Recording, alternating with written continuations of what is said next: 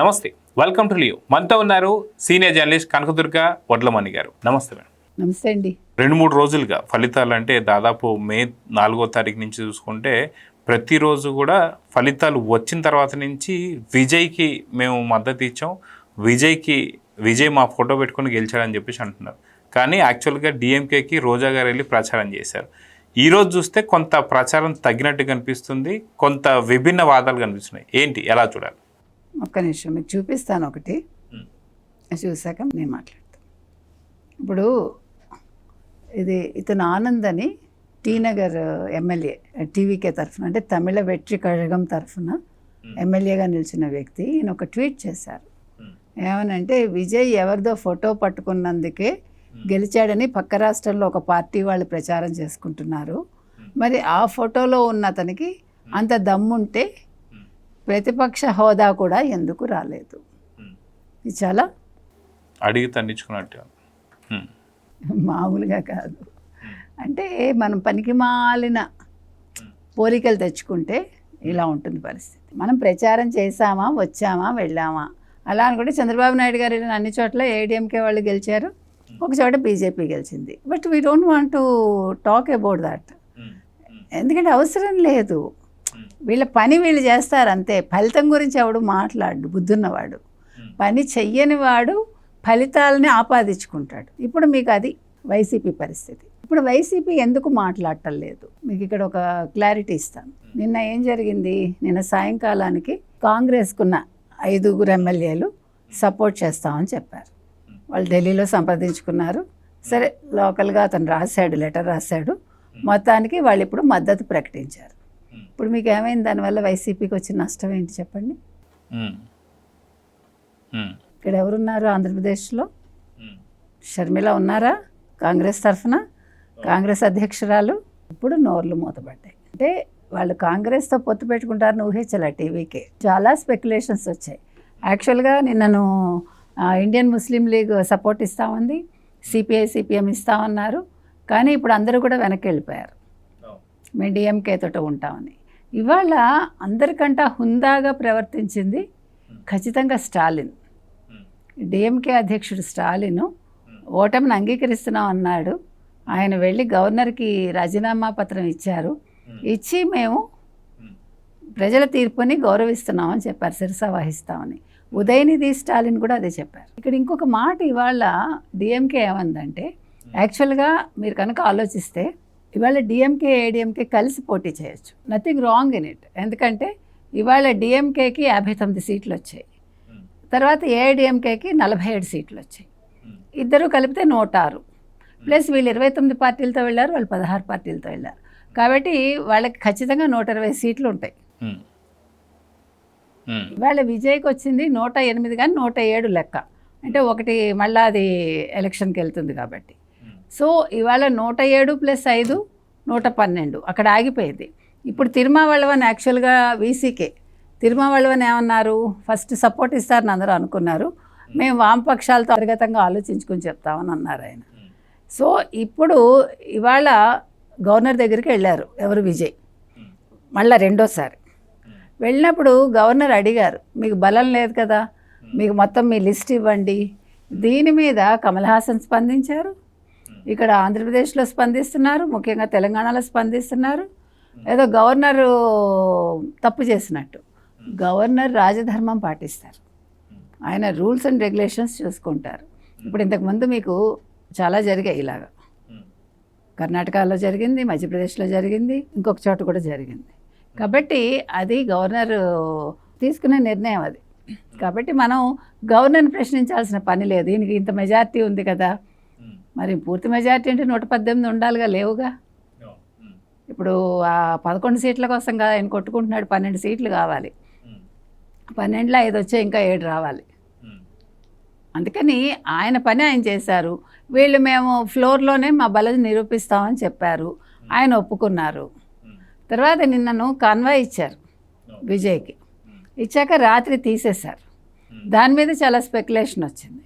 వస్తే దానికి విజయ్ ఏం చెప్పారంటే, నేను ముఖ్యమంత్రిని అయ్యాకే కాన్వాయ్ వాడుకుంటాను, నాకు ఇప్పుడు కాన్వాయ్ వద్దని వెనక్కి పంపించాడు ఆయన. తర్వాత ఇంకొక విషయం ఏంటంటే, విజయ్ విషయంలో ఇప్పుడు నెహ్రూ స్టేడియంలో వాళ్ళు పెట్టారు అవును ప్రమాణ ఏర్పాట్లు స్వీకారం చేస్తున్నారు. ఏర్పాట్లు. సో ఇప్పుడు చాలామంది ఆయన ఫ్యాన్స్ వస్తారు.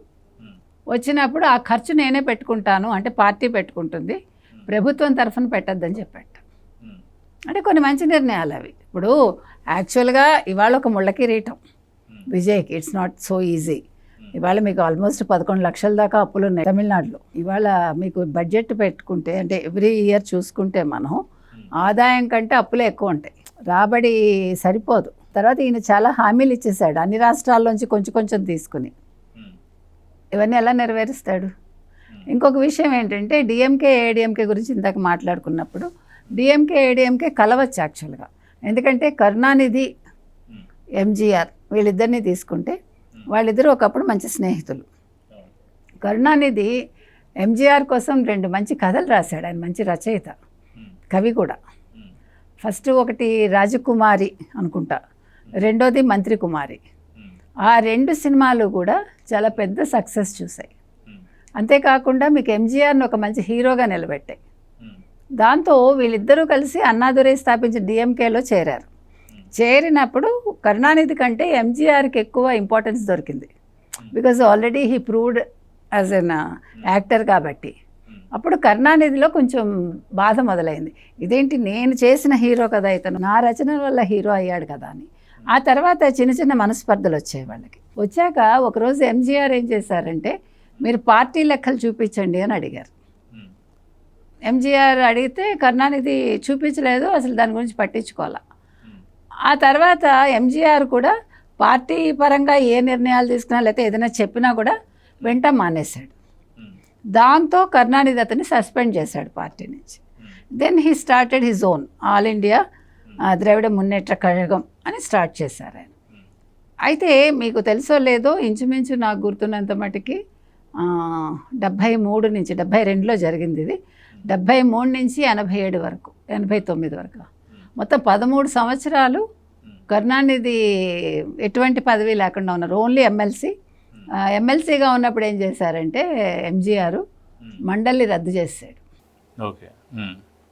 తర్వాత కూడా జయలలితతో కూడా ఆయన కష్టపడ్డారు కరుణానిధి. అందుకే ఆయన చెప్పేవాడు ఎప్పుడు కూడా, నా జీవితంలో 2 వ్యక్తుల వల్ల నేను కష్టాలు ఎదుర్కొన్నాను, ఒకళ్ళు ఎంజీఆర్ ఒకళ్ళు జయలలిత. సో ఇవాళ ఆ ఇష్యూస్ అన్నీ అయిపోయాయి.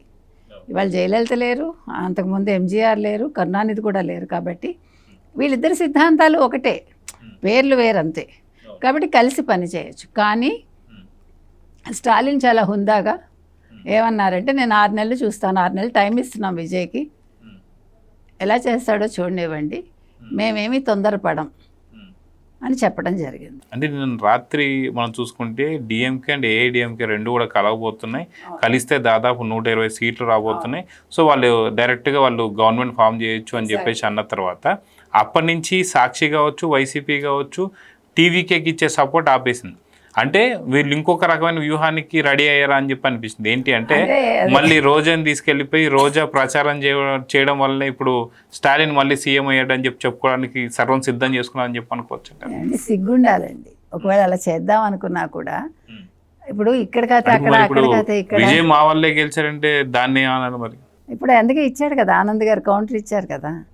అప్పుడు ఇంకా పళ్ళు రాలే ఉంటాయి కదా. ఇంకా మనం కొత్తగా చెప్పేదే ఉంది.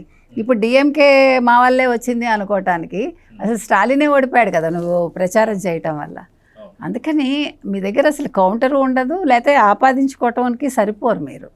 ఇక్కడ ఏంటంటే నిన్న మీరు చెప్పినట్టుగా రాత్రంతా ఇదే స్పెక్యులేషన్ నడిచింది. కానీ మీకు స్టాలిన్ అతని అనుభవం ఎంత గొప్పదంటే అతను నిర్ణయం తీసుకోవడానికి ముందు చాలా ఆలోచించి ఉంటాడు, ప్రోస్ అండ్ కాన్స్ ఆలోచించి. ఇవాళ ఒకవేళ స్టాలిన్ ముఖ్యమంత్రి అవరప్పుడు పళనిస్వామిని ముఖ్యమంత్రిని చేసి ఉదయనిధి స్టాలిన్ని డిప్యూటీ సీఎం చేసి ఉండేవాళ్ళు. ఉన్నా కూడా ఇవాళ ఏదైతే విజయ్ హామీలు ఇచ్చాడో ఆ హామీలు నెరవేర్చడం చాలా కష్టం. సో స్టాలిన్ సూప్లో పడతాడు. అందుకని స్టాలిన్ అన్నీ ఆలోచించుకుని ఇవాళ విజయ్ చెయ్యలేడు అని ప్రూవ్ అయ్యాక 6 నెలలు టైం ఇచ్చారు కదా, ఇట్స్ వెరీ డిఫికల్ట్. ఇప్పుడు మీకు 2 అంశాలు ఏంటంటే విజయ్కి అస్సలు అనుభవం లేదు. నిన్న కనుక మీరు సాయంకాలం విజయ్ మొహం చూస్తే చాలా ఒకలాగా ఉన్నాడు, he doesn't know what to do అన్నట్టుగా. ఇక్కడ మీరు ఒకవేళ ఇవాళ విజయ్ ఏం చెప్పాడంటే మాకు ఏఐడిఎంకే సపోర్ట్ కూడా ఉంది. 27 మంది ఎమ్మెల్యేలు మా శిబిరంలో ఉన్నారు. పుదుచ్చేరి రిసార్ట్స్లో ఉన్నాడు. ఇప్పుడు నేను అడిగే ప్రశ్న ఏంటంటే, ఇప్పుడు నేను కొత్త తరహాగా ఏదో నేను రాజకీయం చేస్తానని వచ్చి మీరు ఇవాళ మీ పార్టీలోకి మీరు 234 మందిని యంగ్స్టర్స్ని తీసుకోకుండా, అంటే కొత్త వాళ్ళని తీసుకోకుండా మీరు కొంతమందిని డిఎంకే ఏఐడిఎంకే నుంచి ఎందుకు తీసుకున్నారు విజయ్ అని అడుగుతున్నాం మనం. ఇప్పుడు మీరు కొత్తగా చేసే రాజకీయం ఏముంటుంది అక్కడ? ఇవాళ మీరు సపోర్ట్ తీసుకోవాల్సింది మీ దాంట్లో ఉండే సీనియర్స్ నుంచి. ఒకళ్ళు సెంగోటయ్యన్, ఇంకొకళ్ళు డిఎంకే నుంచి వచ్చారు చూడండి, అతని పేరు మర్చిపోయాను నేను. ఆయన దగ్గర నుంచి మీరు సపోర్ట్ తీసుకోవాలి. యాక్చువల్గా సెంగోటయ్యన్ని ఉప ముఖ్యమంత్రి అంటున్నారు. మరి ఇప్పుడు సెంగోటయ్యన్ మీకు డిఎంకే నుంచి వచ్చి స్టాలిన్ ఓడించాడు కాబట్టి మరి అతనికి ఏం పదవి ఇస్తారు? ఇవాళ మీరు ఒకవేళ ఏఐడిఎంకే నుంచి మీకు 27 మంది ఇస్తే 27 మందిలో మీరు ఎవరికి ఉప ముఖ్యమంత్రి పదవి ఇస్తారు? ఏ పదవులు ఇస్తారు? రెండోది, మీరు అసలు ఎట్లా పాలన చేస్తారు? ఇప్పుడు వాళ్ళ దగ్గర నుంచే సలహాలు తీసుకుంటూ వాళ్ళు ఒకళ్ళు డిఎంకే వాళ్ళు, ఒకళ్ళు ఏఐడిఎంకే వాళ్ళు, వాళ్ళ సిద్ధాంతాలతోటి మీరు మీ ప్రభుత్వాన్ని నడుపుతారు. ఇది మనం అడుగుతున్న ప్రశ్న. సో ఇవాళంతా కూడా కొంచెం ఖేయస్గానే ఉంది ఇదంతా కూడా. కానీ ఏది ఏమైనా మరి ఇప్పుడు ఏం చేయబోతాడు విజయ్ అనే దగ్గర ఈ సందిగ్ధంలో ఇవాళ ఉందండి. మరి నేను రేపు ప్రమాణ స్వీకారం అంటున్నారు. ఇవాళ ఇంకోటి ఏం జరిగిందంటే, యాక్చువల్గా లెక్క ప్రకారం ఇవాళ 11:45 నుంచి 12 గంటల మధ్యలో ఆయన ప్రమాణ స్వీకారం అన్నాడు. మీరు అన్నీ చూసుకుంటే కనుక అయితే ఇది వైశాఖం, సో బహుళం కాబట్టి ముఖ్యంగా ఇవాళ షష్ఠి తిథి ఉంది. షష్ఠి అనేది కలహం అంటారు కాబట్టి దాని నుంచి తప్పించుకున్నాడా అంటే ముందే ఒక కలహం వచ్చి ఆగిపోయిందా? సో ఇవాళ ప్రమాణ స్వీకారం చేయకపోవడం కూడా మంచిదేనా అనేది చాలామంది విశ్లేషిస్తున్నారు. సో ఏది ఏమైనా ఇవన్నీ చూసుకోకపోవచ్చు అతను క్యాథలిక్ క్రిస్టియన్ కాబట్టి. So let us see what is going to happen అనేది రేపటికి. మరి రేపు ప్రమాణ స్వీకారం అని అంటున్నారు, అది కూడా జరుగుతుందా? జరిగితే ఎట్లా నిరూపించుకుంటాడు బల నిరూపణ? మరి ఇప్పుడు తిరుమావళవన్ ఇంకా చెప్పలేదు కాబట్టి ఆయన ఆల్రెడీ యాక్సెప్ట్ చేశారని వచ్చింది, మళ్ళీ ఆయన ఆలోచించుకుంటారని వచ్చింది. సో ఏది క్లారిటీగా లేదు ఇవాళ తమిళనాడు విషయం అయితే. సో చూద్దామండి, ఖచ్చితంగా విజయ్ ఏ నిర్ణయం తీసుకోబోతున్నాడు, దానికి ఏదైతే వైసీపీ కావచ్చు, సాక్షి కావచ్చు, కొత్త కొత్త వ్యూహాలు, కొత్త కొత్త ఫొటోస్ రెడీ పోగొట్టుకుంటూ చూద్దాం. మరి నమస్తే.